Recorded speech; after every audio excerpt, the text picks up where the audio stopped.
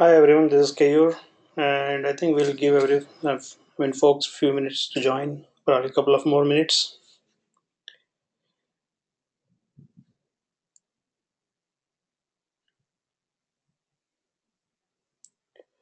In the meantime, I just want to make sure you can hear me okay.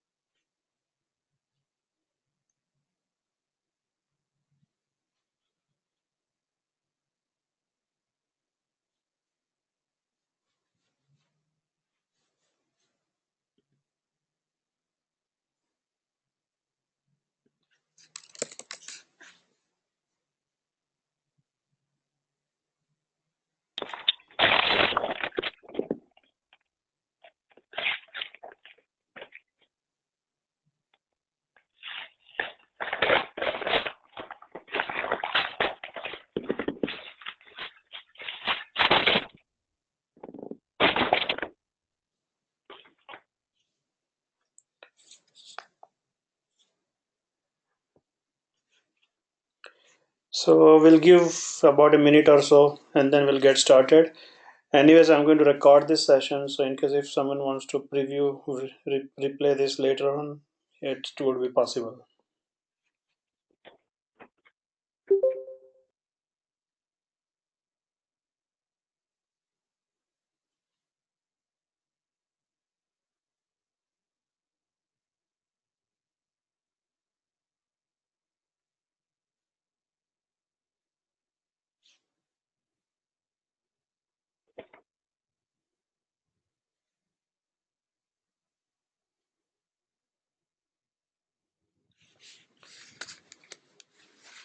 Okay, so let us get started. Good afternoon, everyone.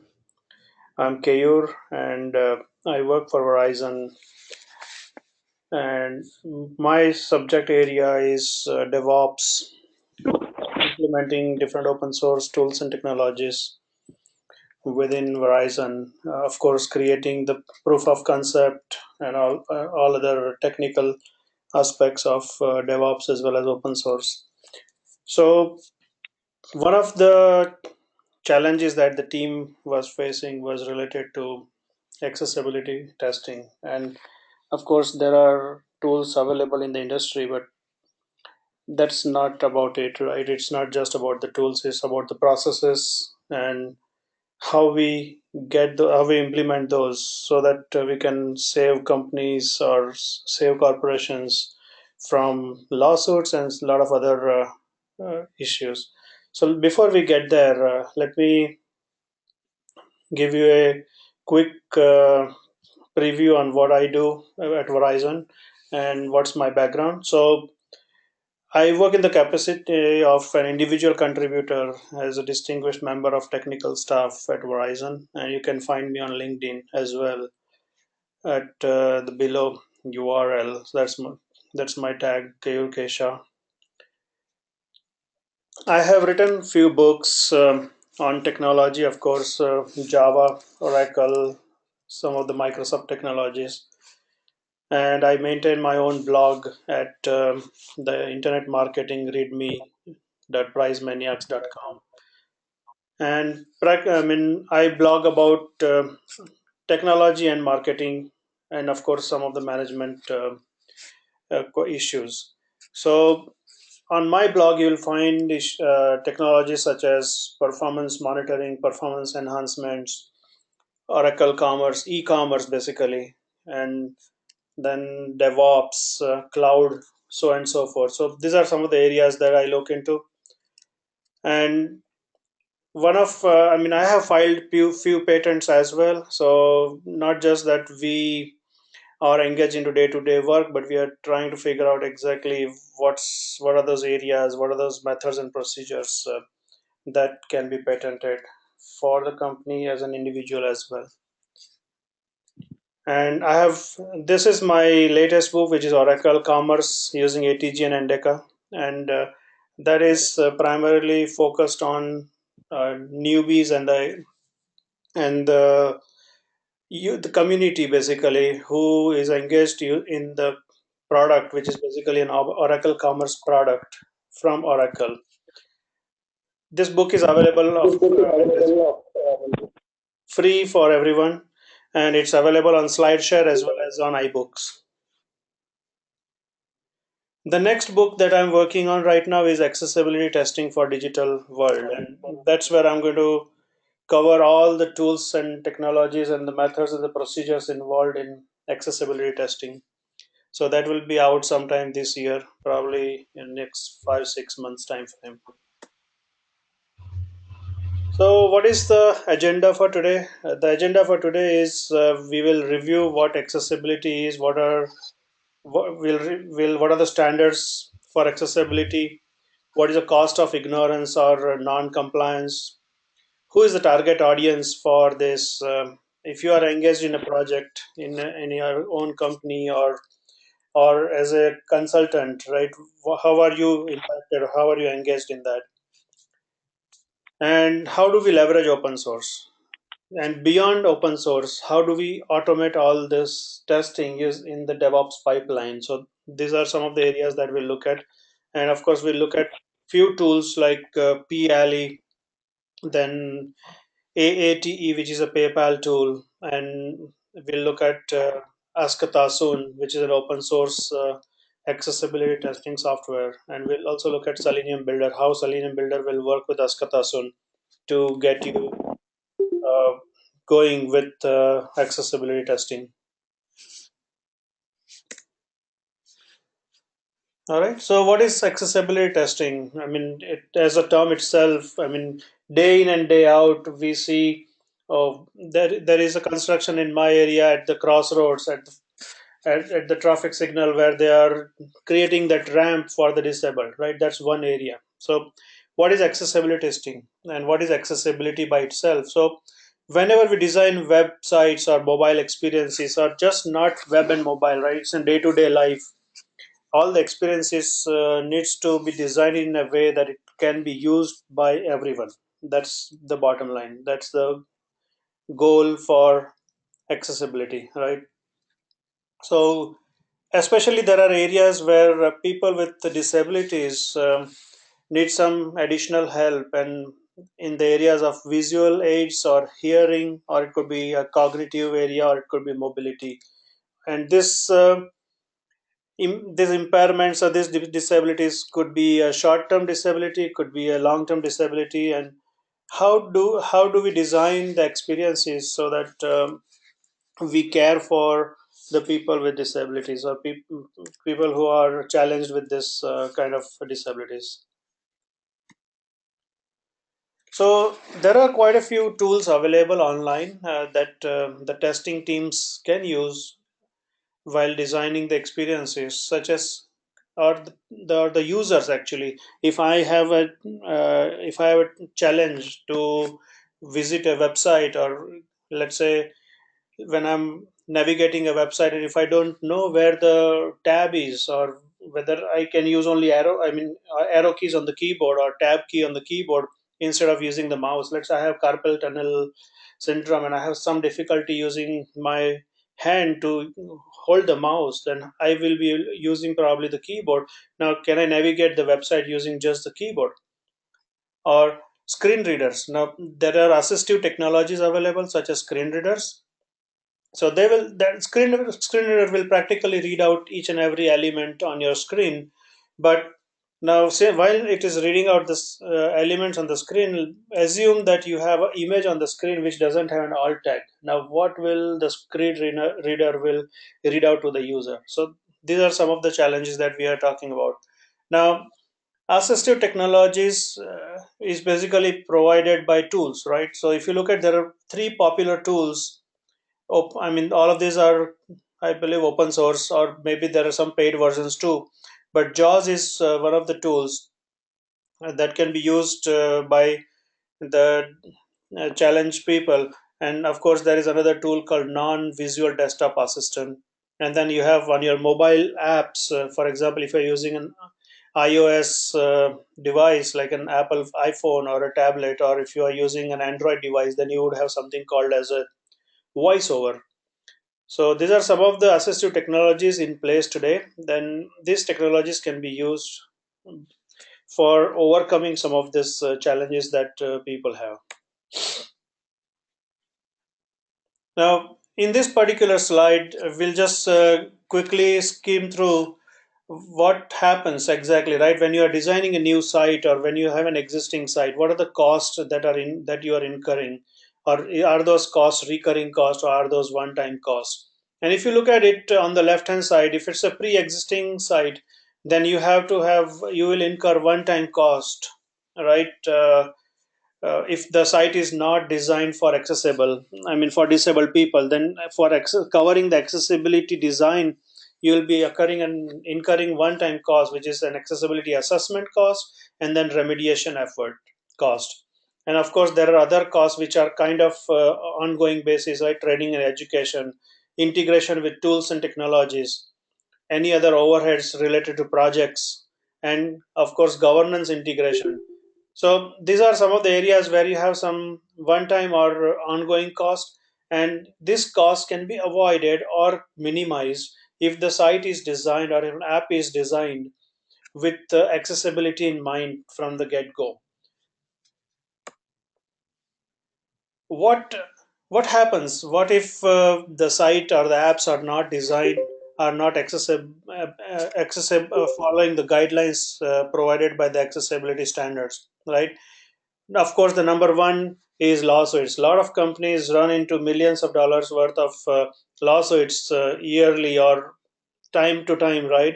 And these costs are pretty expensive for the companies. This cost, instead of incurring this cost, you can just get an investment done on the on the front end, in the sense as when you are designing your app, you can keep accessibility in mind. The design teams can look at the standards and provide this guidance to the development teams, and the development teams can further consider those standards while designing the applications, and hence you can kind of avoid this kind of cost. And as the bullet says at the bottom, lawyers are more expensive than web developers. So, what is the intent today? So, intent today is to look at what are the accessibility testing tools available in the market. Are those open source or are there any paid products? But primarily, the focus of this session today is open source accessibility testing tools. And these are some of the areas that we want to consider when we are looking at the capabilities of the accessibility testing tools. So let me quickly go through what are these areas. There are certain standards in United States, right, like WCAG and Section 508. Section 508 is a government standard, whereas WCAG is a general guidance for everybody else, right? If I'm, let's say, building a website called www.pricemaniacs.com, then my website can follow those standards. And then, of course, reporting capabilities is very important. What do you mean by reporting capabilities here? It should be able to report, or what are the errors, what are the violations in this in the on the website based on the standards. Integration with the reporting tools such as Jira, or it could be any other let's say issue tracking tool. So integration with reporting tool is a very important feature. So let's say you are testing, you implement the testing tool, but the testing tool should be able to report it to the system where you are tracking all your issues. Scheduling the scans, yes, that's one of the required features. So what if I have, let's say, 15 to 20 URLs that I want to test on going basis, or if I want to scan my whole website to for the accessibility testing, and if I want to schedule this scan, so scheduling is an important feature that's required for the from the accessibility testing tools. Outlining the issues and remediations, so the tool should not just point out to the issue, but also to an extent hint the developers or hint the business user or the tester what is the remediation for this issue. Mobile accessibility, this is evolving, this area is evolving. So though there are built-in tools available for Android and iOS, but still companies would like to use integrated tools where they can do all kind of testing for their desktop website, mobile website, or even the mobile applications for that sake. User input automated testing. Now this is very important. For example, let's say I want to test the flows on my website which are behind the authentication gateway, right? So if I want to sign in, I want to test the flow, which can be tested only after signing into the website. So I provide the username, password, or maybe I pass through the security challenge questions and then go to the secured pages. And once I'm on the secured page, I want to see, oh, let me see how to test my bill usage or bill pay or bill history, or how to check my existing features on my device, and so on and so forth. So if I want to look at, I mean, test any of the pages which are behind the secure gateway, then in that case you need some user based testing, uh, especially in the case of username and password. This is just an example. Browser compatibility, yes, the tool should be able to handle pretty much all the modern browsers. And built-in web crawler, built-in web crawler is required because what if you have thousands of pages on the website? You cannot configure all the thousand pages manually for the tool to test. So you need a crawler, and the crawler should be able to crawl the website and take the user input, take the username, password, and scroll through the entire website and get you how good or bad or worse you are doing in terms of the accessibility guidance. All right, so let me take you to a particular demo which is known as a bad demo. It's a good demo. It's before and after demo. So this before and after demo is provided by the W3C org.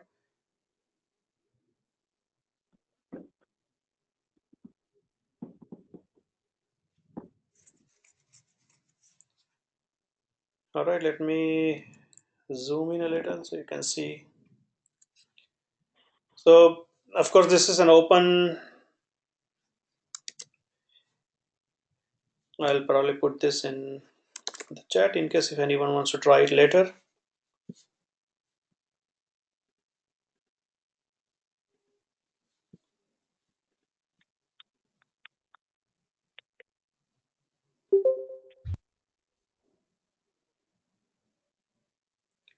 All right, so what does this demo, how does this demo help you?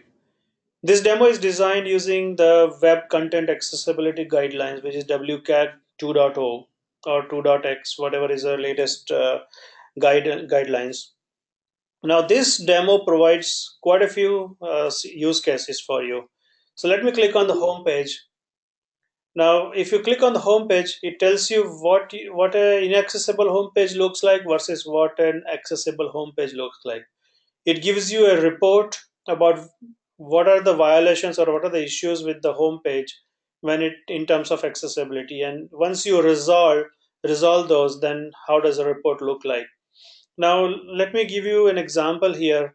As you can see, there are four tabs or four links on the left navigation here, but I don't know on which link I am right now. That's just one example of an accessibility issue. So if I click on news,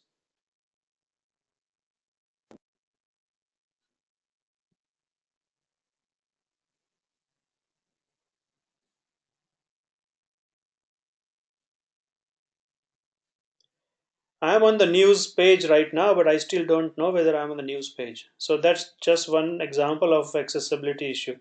So let me take you to an accessible page now. And as you can see, the background and foreground of this text have changed. It has an icon as well, and it tells you that you are on the news page right now, right? So that's one example. Now, the other example would be if I go to the home page, and if I go to the inaccessible home page right now, when I press the tab key, I'll point it out to you, but it's not quite visible. If you look at this quick menu, I don't know where I am right now. Let's say I'm not able to use mouse. If I use keyboard and if I press the tab key, Right now, as you can see, there is a light blue color around the quick menu, but I can't really figure it out.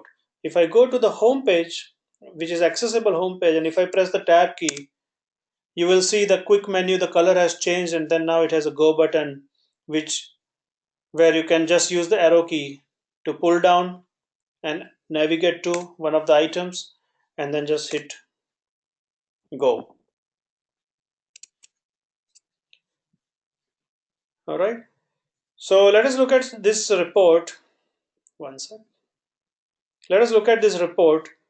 What it talks about. What does this report talk about? This report talks about four different areas, and those are based on the guidelines, right? So what are those four areas? Let us look at first. Perceivable. Anything that the user sees on the screen. Second is the operable. So it, as the name suggests, the website should be operable by anybody using whatever options they have. Like if I have accessibility to just keyboard, if I don't have mouse, what if my mouse battery died and I have only keyboard right now? What if my trackpad is not functioning well? Then I should be able to access the website using the keyboard, right? Design the website so that it doesn't cause seizures. Now these areas, like very critical areas, and those guidelines must be followed. So if someone is accessing your website with the issue related to seizures, then they should not get into that issue. Understandable and robust, right? So let us so it's called a POUR, right? Perceivable, operable, understandable, and robust. So the first one, it says text alternatives. Now this is a classic example. So if I have images and if I don't provide alt text, then that could be a issue for an individual who is using a screen reader. Just an example, right?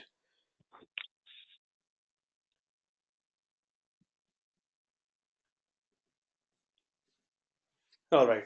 So, considering that, let us see how the open source tools and technologies can help you and how you can automate these tools or one of these tools in your DevOps pipeline to do automated accessibility testing. So, there are quite a few open source frameworks and tools available online. If you go to GitHub, pretty much you will find all of this available to you. The first is Quail, then Xcore. Xcore, Accessibility Engine Core, is from DQ Labs, and I believe DQ Labs is a leader in a branded solution.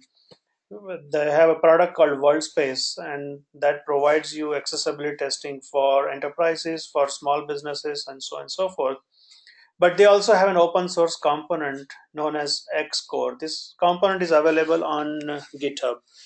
The only difference is with Xcore, you don't get all the goodies, like you don't have get a web UI or a web dashboard where you can configure and you can view all the reports, and you can integrate with other systems and so on and so forth. So this is more like a core engine of DQ Labs, and they have made it open source. So at least if I'm interested in running some command line tools, right, or if I want to configure some of the command line tools to do accessibility testing, I can. Then we have PLE command line. PLE command line is something similar to Xcore. That's also a command line tool to test accessibility. I mean, test the websites for accessibility. But PLE also has a dashboard based application. Let me take you to that application quickly to see exactly what PLE dashboard looks like.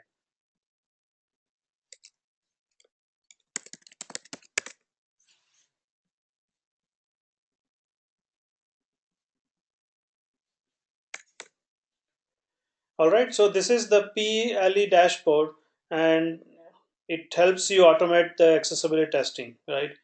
But one tool may not suffice all of your requirements. So that's something we have to keep in mind. We are going to look at different tools, and maybe one tool is not an answer. So maybe you may end up using one or more tools. But after all, the purpose is to make sure that the website follows the guidelines and implements those guidelines from WCAG or Section 508, or if it's not a US website, then RGAA for French website. So I'm going to add a new URL here and say,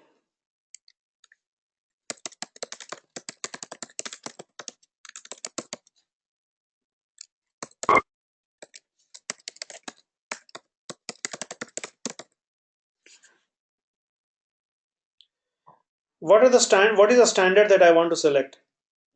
Do I want to test for section 508 or WCAG 2A or AA or AAA?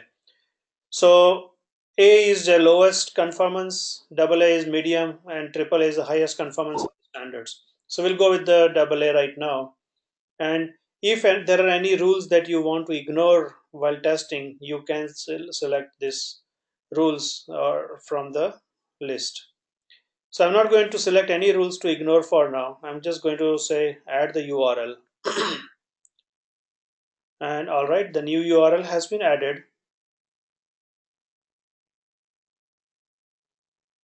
but it says not yet run, right? The URL has been added, it has been scheduled, but it has not yet been run. So for now, I'm going to just manually run this URL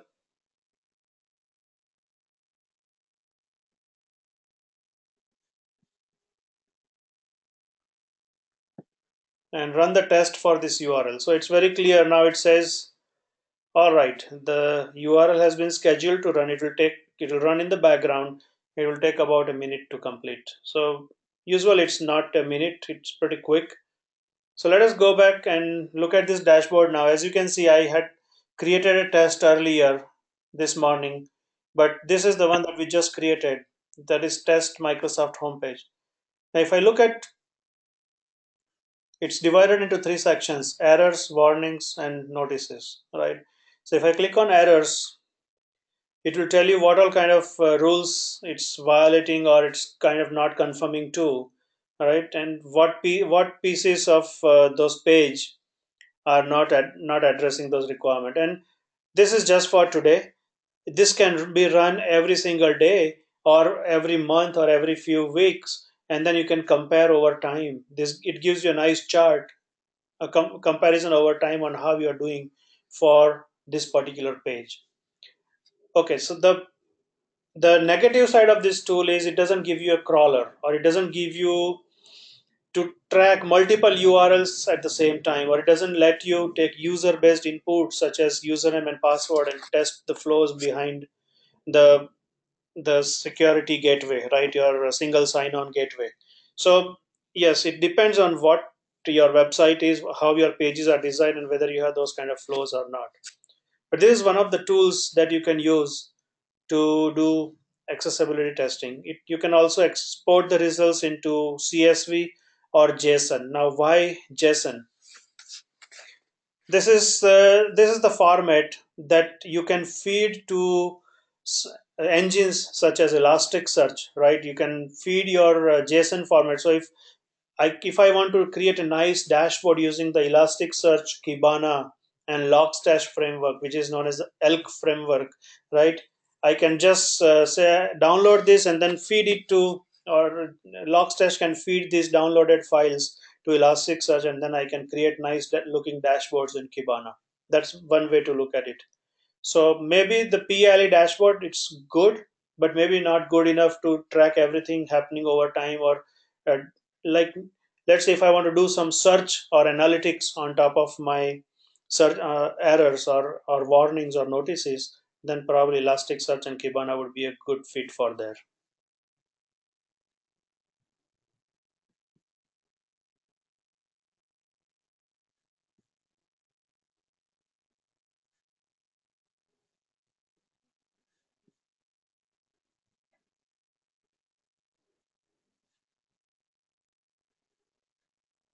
All right. The next tool that PayPal made open source is known as AATT. Let's look at what this tool does for you. I think I have a slide on that so we can take a look at it. Okay, so this is about the PLA dashboard. This is the automated accessibility testing tool from PayPal. This tool also does pretty much the same kind, it provides a similar kind of functionality that PLE does. So one way or other, it does the same job. But one thing that is standing out here is test the HTML. That's important.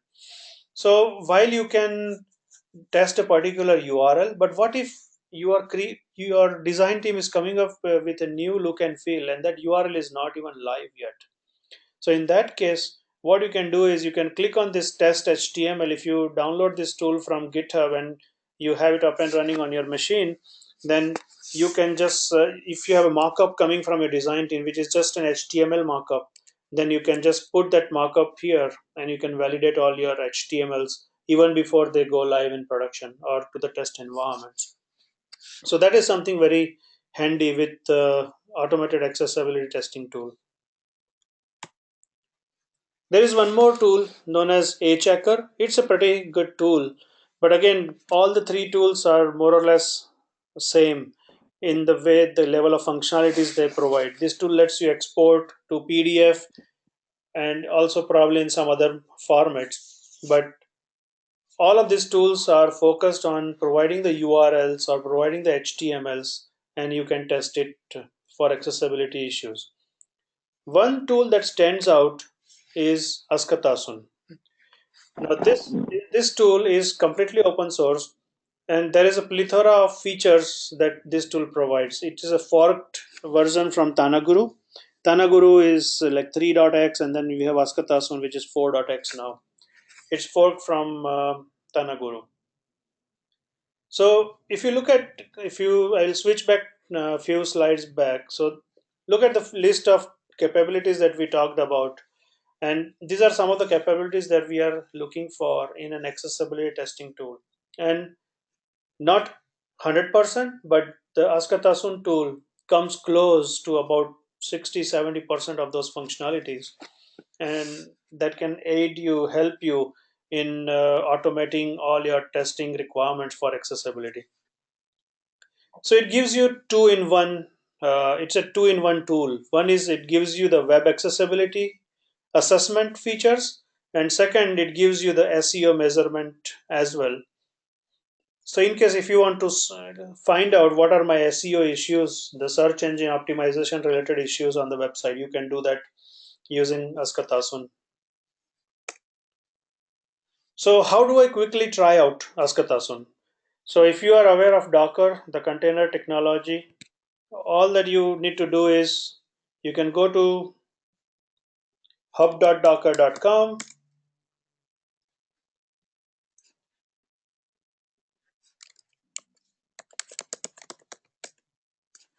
and they have a Docker image available for this software, and you can actually download this image. You can pull this image on your local machine, and then you can just run this and test it out, and it's available. It's, you can test it at your local host 8080 and slash askatasun. Of course, it comes out of the box with some default email and the password. That's your user credentials to test this tool. But I have this tool running on my VM, and this VM is not running on Docker. The reason is Docker image. As soon as you restart your machine or you stop and start your Docker image, you lose the data, and it doesn't provide currently a mechanism for you to map your local folder to the Docker image and all that. So but anybody who wants to quickly try out Askatasun, this is probably a great way to do that. You can just go to hub.docker.com. You need Docker installed on your machine, of course. And then you can just pull the Docker image and run it and test it. That's a quick way to do it. Probably under 15 minutes, you can test this tool out. Now, let me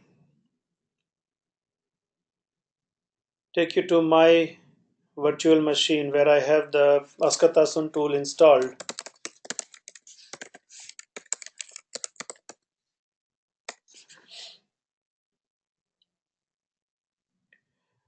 So this is the login page for Askatasun. I can provide my credentials,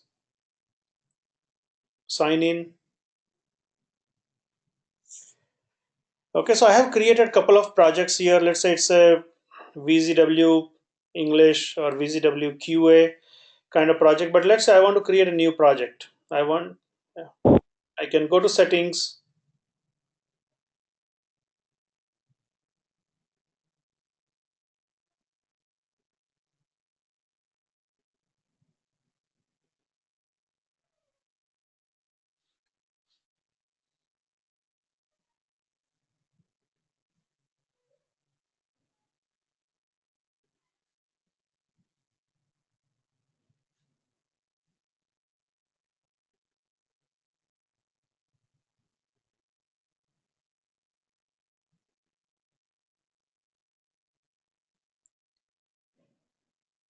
All right, give it a second. All right.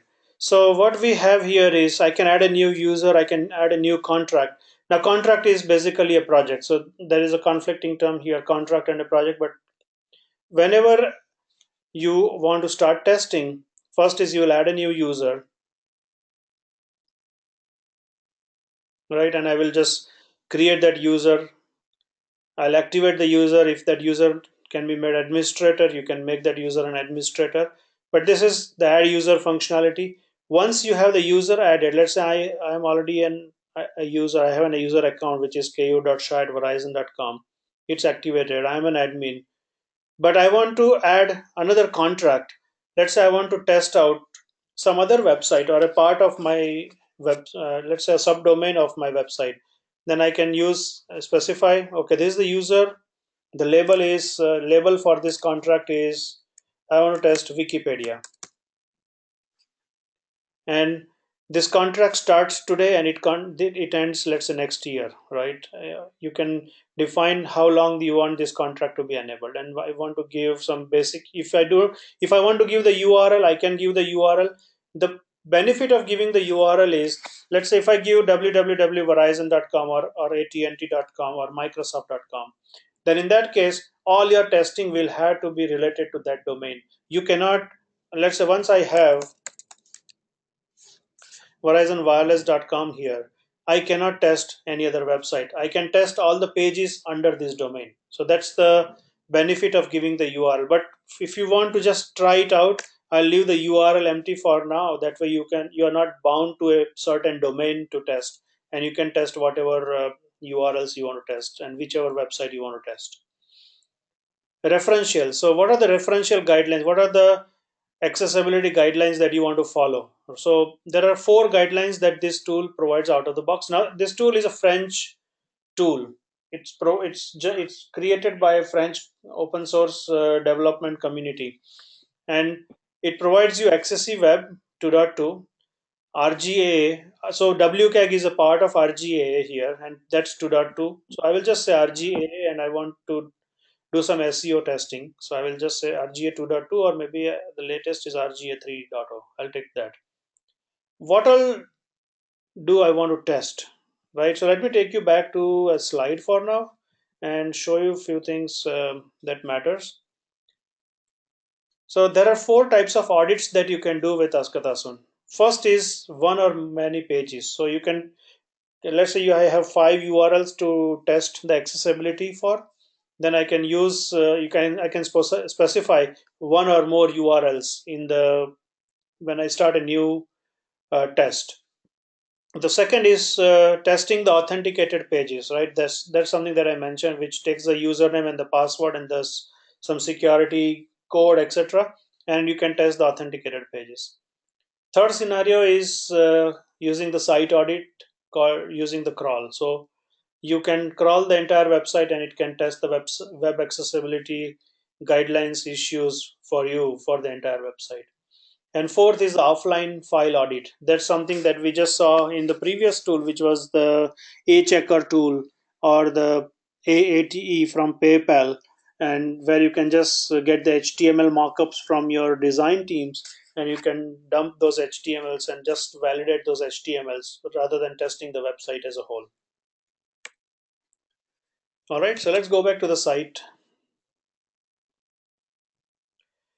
So what kind of audits I'm interested in? Yes, I want to do page audits. Maybe I want to do site audits. If I select site audits, then the crawl will be enabled.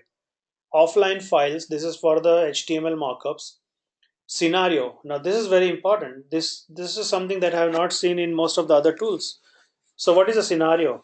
Scenario is I go to my provider's let's say internet service provider's website, and I log into the website, and then I want to pay my bill. So I will say I want to first view my bill, and then I'll click on pay bill. So this is my scenario number one. The scenario number two could be I go to the website and I just want to see what are new iPhone specs launched last week or this week. So I'll go to my provider's website or any wireless provider's website, and then I would just go to homepage, and from the homepage I'll click on maybe one of the banners, and then from one of the banners I'll go and say view more details for iPhone, the new iPhone, right? Or the new Android device or the new LG device. So these are the scenarios. You can create those scenarios using Selenium Builder, and we'll see how to do that in just a few minutes. And you have quite a few options here. These options are more about how many pages you can crawl and all that. So there are crawl options and then there are auditing options. So we'll not go into these options right now, but I'll just add a contract for you. And the contract has been added. The only thing is I'll have to log out from the system and log back in to be able to view that new contract. So just bear with me on that one. So now if you can see, I have a new contract created here called Wiki, right? And I can click on Wiki and it will take you to the dash. This is a kind of action as well as dashboard page, right? Where you can take some actions and you can view what happened to your test. So in this case, I want to audit a couple of pages. Let's say I want to audit,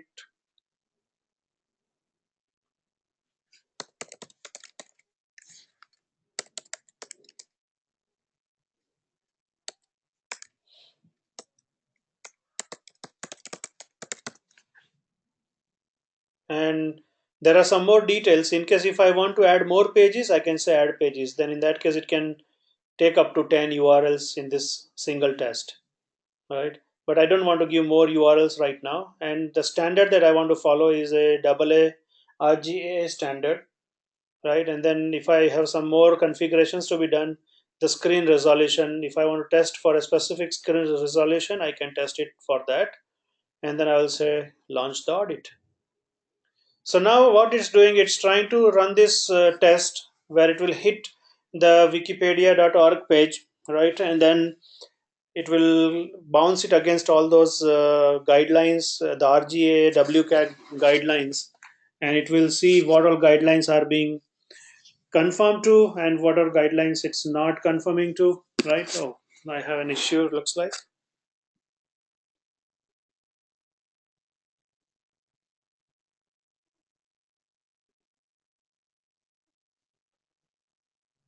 Okay, maybe it's not able to access it from my machine, so I'll go back and just show you the existing use case that was run. So I ran few use cases. If you look at it, sometime last month, right? And I have 4 audits run already, and then if I click on one of these audits, it will get me into a dashboard where it says what is the conformance level, how good, bad, or ugly it is from the guidelines perspective. It's pulling those details. Give it a second. So now this tool tells me that let's say this particular page is about 38 passing 38% of the test, and it's probably failing few other tests, and there are some which are not applicable, and there are some pre-qualified tests. So as you can see, these tests are defined into multiple categories like images, frames, colors, multimedia, tables, and so on and so forth. So these are some of the areas that this guidelines are divided into. Now, if I go to images, there is one test failed in images. Let's see, look at what that test failed is. It says that does each image have the tag alt attribute, right? Now, if you look at if you expand this, it will show you that there are quite a few images probably which doesn't have the alt attribute, right? And then in that case, it will show you which image is not having the alt attribute. Not just that, it shows you the line of code, which is kind of very clear. It says there is no alt attribute, but if you want to look at where in the code it is, so if you can view on the source code, it will take you directly to that line of code in the source code where that tag is missing. So this is just one example. Now let me take you to creating a scenario. So the scenario is,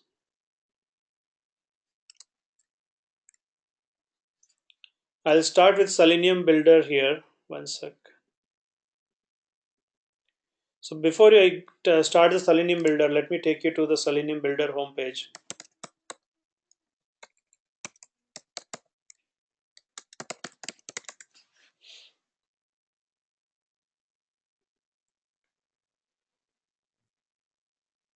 If you are engaged into testing, you would know what Selenium is, right? Selenium test automation, I mean testing tool.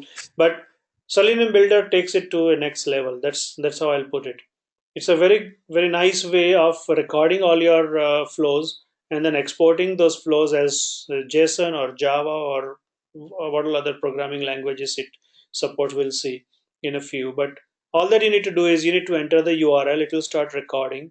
You can click on the actions that you want to test, and then you can export those and feed it to Askatasun. Okay, so that's something that I want to showcase to you.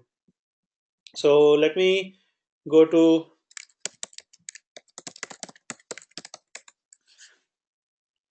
any website, right? Now I will go to tools, developer, and then I have a plugin installed. It's a Firefox plugin. So yes, that's something that I want to specify clearly here, that this plugin is available only as a Firefox plugin. So you will need Firefox to try out the Selenium Builder. So I'll go to Selenium Builder. Now it has already noticed that I am on the Microsoft homepage, and it says start recording at Microsoft homepage. So I'll just say record. So now the feature, the Selenium Builder tool is already recording what I'm going to do next. Now let's say I want to click learn more here on this banner.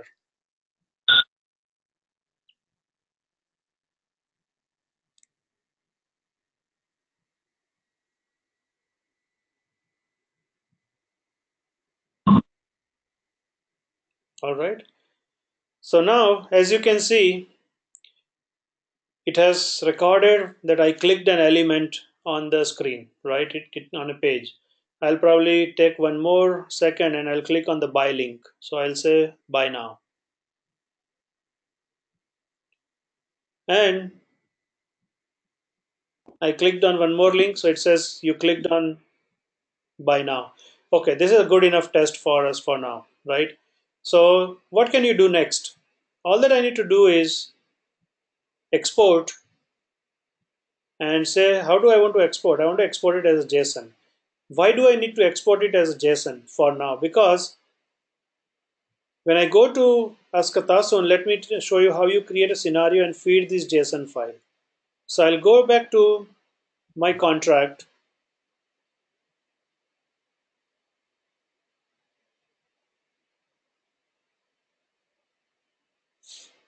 and I'll say audit scenario. I want to audit a scenario. The name of the scenario is Microsoft. I want to test a flow. So when I say scenario file, what is a scenario file? So it is expecting me to provide a JSON file. Okay. So that's what is a scenario. So what I'm going to do first is I'm going to go back to file, export, and say I want to save this JSON, this whole flow that I recorded using Selenium Builder as a JSON file. So I'll probably put it somewhere on the desktop and say this is Microsoft.json and save it. And once I'm done, I'll close the Selenium Builder tool. I'll browse to my desktop, pick up this file, Microsoft.json, and then add the scenario. So now it says the scenario Microsoft homepage test flow has been added. And when you go back here, you'll see there are 4 audits now from 3 audits. Sorry, go back to the, it'll take a few seconds to launch the scenario.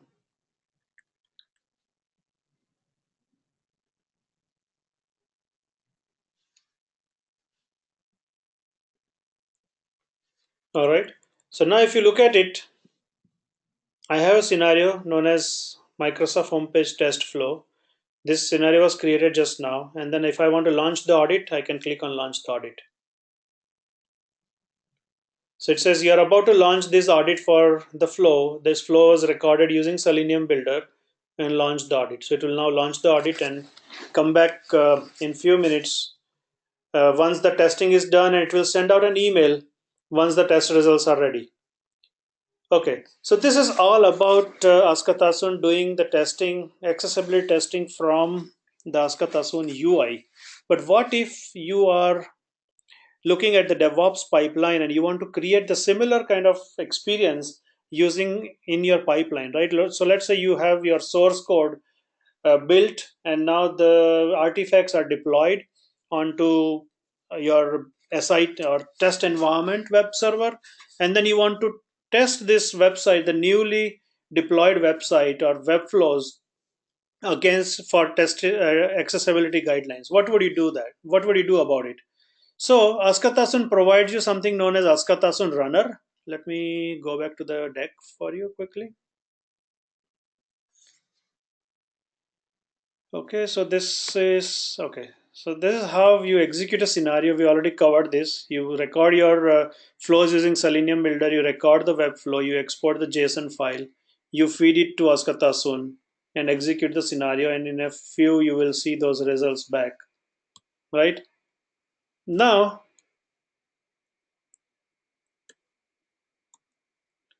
let us talk about continuous integration and how it works. So Askatasun provides two pieces of softwares to you. One is the web-based UI, and the second is the CLI, which is a command line interface. It's known as Askatasun Runner. All of this software is available on GitHub. So you can go to GitHub and search for Askatasun, and you can download and install Askatasun Web and Askatasun Runner. The Askatasun Runner software should be installed on where your Jenkins is running.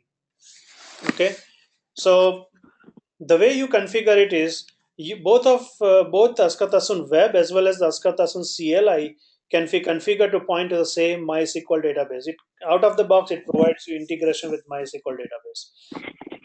So the benefit here is whenever you run any test using Jenkins, all those test results will go to the MySQL DB, and then those test results can be viewed in the Askatasun web. So it doesn't matter whether you are running in person, you are running this tool in person, like the way I was running, right? One second. Okay, so if I'm running it using the UI, I can see the results right here. But if there is a testing team defining these test cases and creating this test in Askatasun runner in using Jenkins, you can still see those tests in the same UI. That's the benefit of it. All right, so now as you can see, the Microsoft homepage test is complete, right? And it says it's meeting all those two pages that we tested are meeting about 54% of the guidelines, right? And there are few tests which might have failed. It gives you a detailed analysis about what happened and which test would have failed and so on and so forth. Now there were two pages tested, so I can click on one of those pages. Let me take you. There are two URLs tested here. First was the homepage URL, and then there was I clicked on a Surface Book, right?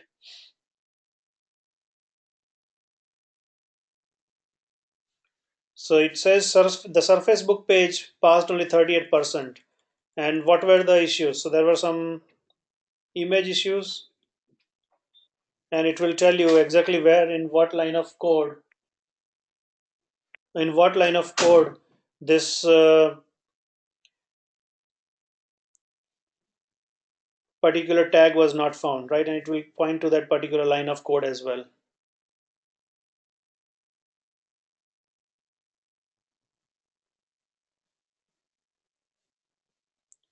Okay, so let's go back to this. So it provides you a Jenkins plugin called Askatasun Runner. I have a screenshot for Tanaguru here, but yes, I can show you actually the Askatasun plugin right now. So I'll go to my Jenkins instance running on this local machine.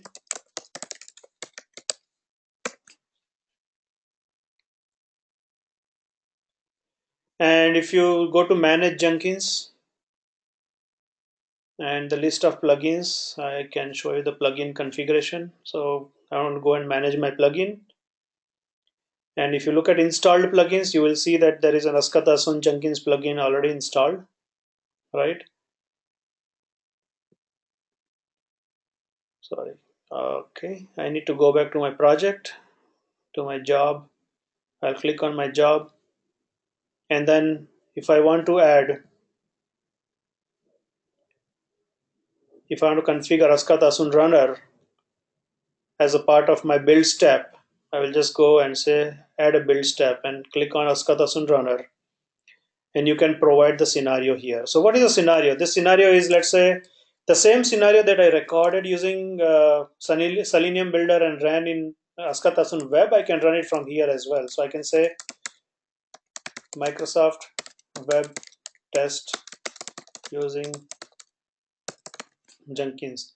Now, what is the scenario? Scenario is nothing else but the JSON file. So let's take a look at what that JSON file is. I saved it somewhere on my desktop, and all that I need to do is I need to copy paste this JSON content and put it in the scenario. Okay, and once it is done, you select your standard, what standard you want to test against, and that's pretty much it. And you can save it, and when you run this build next time, it's going to run Askatasun runner. It will run it against that particular web flow that we recorded using Selenium Builder, and it will record. It will store all those results as I mentioned in this slide. It will store all the results in the same MySQL DB, so you can access the results from the web as well. All right, so this is all I had pretty much today. If anyone has any questions, I'm open to answer.